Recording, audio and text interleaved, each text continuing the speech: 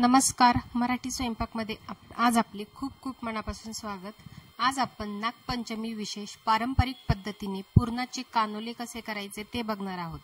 पण त्यापूर्वी जर तुम्ही अजूनही चॅनलला सबस्क्राइब केले नसेल तर नक्की सबस्क्राइब करा।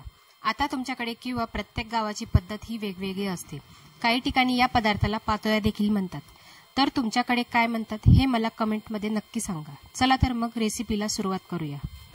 आता कानोले तयार करण्यासाठी आपल्याला पुरण लागेल, तर पुरण मी या ठिकाणी तयार केलेले आहे। आता पुरण कसे तयार केले, ज्या ठिकाणी आपले पुरणपोळीचे पुरण असते तसेच मी या ठिकाणी पुरण तयार केले आणि कणिक सुद्धा मी भिजवून घेतलेली आहे। आता कणिक ही आपली साधी चपातीसारखी वापरतो तशीच घेतलेली आहे।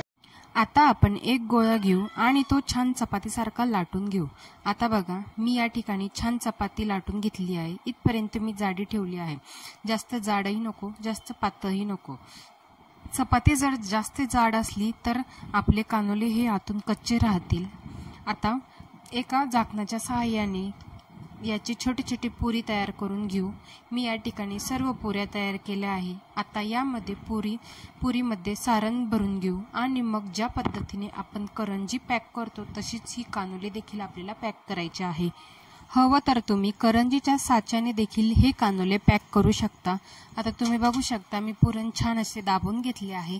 ते आपल्याला करंजीच्या साच्यामध्ये किंवा अशा करंजीचा आकार देऊन छान असे प्रेस करून घ्यायचे। तर अशा पद्धतीने मी तयार केले, तुम्ही बघू शकता। त्यानंतर मी या ठिकाणी सर्व कानोले तयार करून घेतले। आता आपल्याला एका जाळीला छान असे तेल लावून घ्यायचे, म्हणजे आपले कानोले चिपकणार नाही। त्यामुळे मी या ठिकाणी एका जाळीला तेल लावून घेतले होते। आता त्या जाळीवर आपल्याला एक एक करून सर्व कानोले ठेवून घ्यायचे आहे।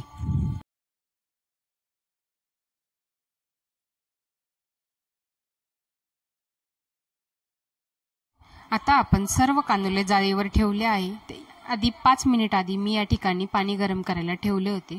छान पाणी गरम झालेले आहे। आता आपण त्यामध्ये हे कानोले तयार केलेले ठेवून देऊ आणि 10 मिनिटांसाठी झाकण ठेवून एक वाफ काढून घेऊ।